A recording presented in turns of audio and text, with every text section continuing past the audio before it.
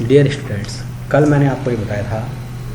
कि कर्मचारी भविष्य निधि 1952 इस एक्ट की स्थापना कैसे हुई एवं इसमें जो प्रमुख परिभाषाएं थी यथा मजदूर कौन माना जाएगा, नियोजक कौन माना जाएगा, अंशदान क्या माना जाएगा, प्राधिकृत अधिकारी कौन माना जाएगा, इन सारी बातों पर अपन ने कल विस्तृत रूप से चर्चा की थी। आज अपन इस बात का अध्ययन करेंगे कि इस एक्ट में जो नियोजक है, जो मालिक है, उसके क्या क्या रेस्पॉन्सिबिलिटीज़ हैं और अगर अपन उन रेस्पॉन्सिबिलिटीज़ को वह पूरा नहीं करता है तो उस पे किस प्रकार की शास्तियाँ लगाई जा सकती है एवं उनको लगाने की क्या प्रक्रियाएं हैं। कर्मचारी भविष्य निधि 1952 में ऐसे व्यापक एवं प्रभावशाली प्रावधान बनाए गए हैं। अगर नियोजक उनका उल्लंघन करता है या इस अधिनियम के सिद्धांत के विपरीत अन्यथा कोई कार्य करता है तो वह आपराधिक कृत्य और शास्तियों से उसको दंडित किया जा सकता है। इसमें जो नियोजक के दायित्व हैं वो निम्न प्रकार से निर्धारित किए गए हैं। नंबर 1, अगर कोई नियोजक समय पर भविष्य निधि अंशदान को सही तरीके से विहित ढंग से जमा नहीं कराता है तो इसके लिए नियोजक को 1 वर्ष का कारावास या 10,000 रुपये का से अधिक का जुर्माना या दोनों सजाओं से उसको दंडित किया जा सकता है। अर्थात अगर कोई भी प्रबंधक, कोई भी नियोजक किसी कर्मचारी का भविष्य निधि अंशदान काट लेता है और उसको प्रॉपर तरीके से सही ढंग से सही जगह पर अगर जमा नहीं कराता है तो उसके लिए उसे न्यूनतम 1 वर्ष की सज़ा या न्यूनतम उसको 10,000 रुपये का जुर्माना से दंडित किया जा सकता है। दूसरा इसमें मुख्य प्रोविजन किया गया है, अगर कोई नियोजक चालू महीना बीतने के बाद भी फंड जमा कराने में जानबूझकर अधिक विलंब करता है तो उसको भी उसके लिए दंडित किया जाएगा। इसमें यह भी व्यवस्था की गई है कि वो फंड की रकम नगद, चेक या ड्राफ्ट के रूप में भी जमा करवा सकता है। अगर किसी उद्योग में स्टेट बैंक की शाखाएं नहीं है तो वह अन्य किसी बैंक में भी इस राशि को जमा करवा सकता है। बैंकों के राष्ट्रीयकरण होने से पहले तो ये तय नहीं था, पहले तो केवल यह जो राशि थी वो स्टेट बैंक में जमा होती थी, किंतु अब जो ये राशि है वो अन्य बैंकों में भी जमा हो सकती है। इसलिए ये जो पीएफ की कटौती की जो राशि है वो निश्चित समय में आपको किसी बैंक में जो कर्मचारी है उसके अकाउंट में, आपको पीडी अकाउंट में जमा करवानी आवश्यक है। तीसरा इसमें प्रोविजन किया गया है, यदि नियोजक किसी रकम को अदत्त रखता है, अनपेड रखता है, जो विधिक रूप से देय है, उसको उस राशि को वह उसकी जो शोध्य राशि है उसका सेंट्रल प्रोविडेंट फंड कमिश्नर या डिप्टी कमिश्नर या रीजनल प्रोविडेंट फंड कमिश्नर उसका निर्णय करने की क्षमता रखता है एवं नियोजक से जो अनपेड अमाउंट है उसको वैसे ही वसूला किया जाएगा जैसे भू राजस्व। देय राशि को अदत्त रखने पर उसका जिम्मेदार नियोजक को ही माना जाएगा। अर्थात अगर कोई अनपेड अमाउंट है और उसका settlement central provident fund commissioner या डिप्टी सेंट्रल कमिश्नर फंड या रीजनल प्रोविडेंट फंड कमिश्नर के द्वारा कर दिया गया है तो वह उस राशि को, जैसे लैंड रेवेन्यू एक्ट के तहत आप जमीन कब्जा करके उसको प्राप्त करते हैं, वैसे ही आप उस राशि को अनिवार्य रूप से उसे वसूल कर सकते हैं। चौथा इसमें प्रोविजन किया गया है कि यदि नियोजक धारा 11 के उपबंधों के प्रतिकूल कोई कार्य करता है तो उसे दंड का भागी बनाया जाएगा।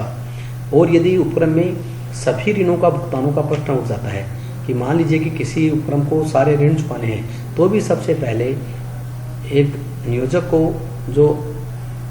फंड है उसके योगदान को प्राथमिकता दी जाएगी। यदि नियोजक कर्मचारी के और अपने योगदान को जमा न करके अन्य ऋणों का भुगतान करता है तो उसे दंड का भागी बनाया न्यायोचित माना जाएगा। पांचवा इसमें वियोजन किया गया है कि कोई भी नियोजक जो फंड की योगदान की राशि है वो कर्मचारियों की मजदूरी से कटौती करके नहीं कर सकता है। उसके लिए उसका अपना जो भार है उसको स्वयं को ही वहन करना पड़ेगा। वह कर्मचारी वर्ग पर अपने अंशदान को लागू नहीं कर सकता है। अगर वह इस प्रकार से कोई कटौती करता है और इस पर दोष सिद्ध हो जाता है तो उसको जुर्माने से एवं सजा से दंडित किया जा सकता है। इसमें नेक्स्ट प्रोविजन किया गया है कि जो एक्ट के तहत जिन निरीक्षकों की नियुक्ति की गई है, अगर उन निरीक्षकों के आदेश का नियोजक द्वारा पालन नहीं किया जाता है तो नियोजक को दंडित किया जा सकता है। निरीक्षकों के मांगने पर उनको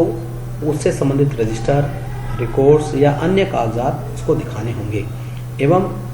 नियोजक से अपेक्षा की जाती है कि वह उनके निरीक्षक के आदेशानुसार कार्य करेगा। चूंकि निरीक्षक है वो लोक सेवक माने जाएंगे, अतः उनकी अवमानना या उनके साथ अवैधानिक ढंग से उनके कार्य में व्यवधान डालना ये दंडनीय माना जाएगा। नेक्स्ट बिंदु है, यदि नियोजक अपने यहाँ नियोजित कर्मचारी के स्थापन में काम छोड़कर अन्यत्र चले जाने पर उसके फंड को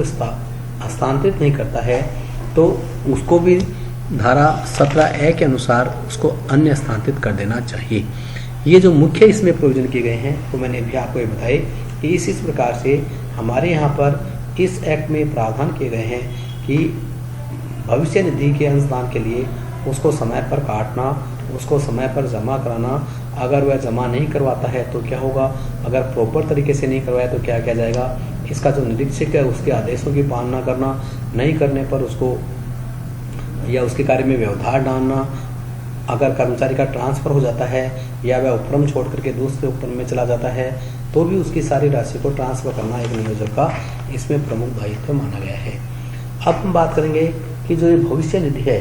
ये जो राशि जमा होती है इस पर क्या कोई रिटर्न भी मिलता है, अर्थात इस पर कोई ब्याज या परिलाभ या कुछ मिलता है कि नहीं मिलता है। तो आपको ये बता दिया जाता है कि हमारे देश में भविष्य निधि राशि पर समय समय पर ब्याज की प्राप्ति होती रहती है और ये जो ब्याज की दर है वो समय समय पर परिवर्तनशील होती रहती है। किसी ज़माने में यह दर 12% थी, उसके बाद में इस दर में संशोधन करने का निर्णय लिया गया एवं विभिन्न जो राजनीतिक दल है उनके साथ में विचार विमर्श किया गया। वाम दल है वो इस दर को, जो ब्याज की दर है उसको 10% से कम करने पर राजी नहीं थे, किंतु 2006-07 के दौरान इस दर को केंद्र सरकार के द्वारा 8.5% से ब्याज देने की अधिसूचना केंद्र सरकार ने जारी कर दी एवं सभी क्षेत्र निधि आयुक्तों को इसी फैसले को लागू करने के निर्णय से अवगत करा दिया गया और ऐसे ही उनको निर्देश दे दिए गए। इसलिए अब जो भविष्य निधि पर हमें ब्याज मिल रहा है वो अक्टूबर 2007 के अनुसार प्राप्त हो रहा है, किंतु इसमें भी समय समय पर बदलाव होते रहते हैं और उस ब्याज की दर से कर्मचारियों को इस अमाउंट पर ब्याज की राशि प्राप्त होती रहती है। इसमें जो अगर कोई वो है नियोजक है, अगर वो अंश जमा नहीं कराता है तो कर्मचारियों का अंश जमा नहीं कराना इसमें आर्थिक अपराध और गैर जमानती अपराध की श्रेणी में होता है और उसके साथ साथ ही उसको शास्तियों से भी जाना पड़ेगा। इसकी प्रक्रियाओं का उल्लेख हमारे यहाँ पर धारा 14A, 14B और धारा 18 में किया गया है। उनके उपबंधों के आधार पर हम कह सकते हैं कि दंड विधान हमारे यहाँ पर नियोजकों के लिए है, निगमित निकायों या विधिक व्यक्तियों जैसे कंपनी, मिल्स और कारखाने इन पर लागू होता है। धारा 14 में वर्णन किया गया है समुचित रूप से कर्तव्यों के निर्वहन न करने पर किस प्रकार से शासन का प्रयोग किया जाएगा। उसके अनुसार कोई भी अपने द्वारा अदायगी की जाने वाली बात को टालने के प्रयोजन से या इस अधिनियम या स्कीम के अधीन किसी अन्य व्यक्ति को भुगतान न करने के योग्य बनाता है या जानबूझकर कोई मिथ्या विवरण या अभ्यावेदन प्रस्तुत करता है या ऐसा करने या किए जाने का कारण बनता है तो उसे 1 वर्ष का कारावास या 5,000 रुपये का जुर्माना या दोनों प्रकार का दंड दिया जा सकता है। अर्थात धारा 14 स्पष्ट करती है कि अगर कोई व्यक्ति पीएफ का भुगतान नहीं करता है, भुगतान को टालने का प्रयास करता है, कर्मचारी को गलत तरीके से उसके योग्य नहीं बताता है, कोई मिस रिप्रेजेंटेशन करता है, तो ऐसे करने वाले व्यक्ति को 1 साल का कारावास और 5,000 रुपये का जुर्माना या दोनों दंड दिए जा सकते हैं।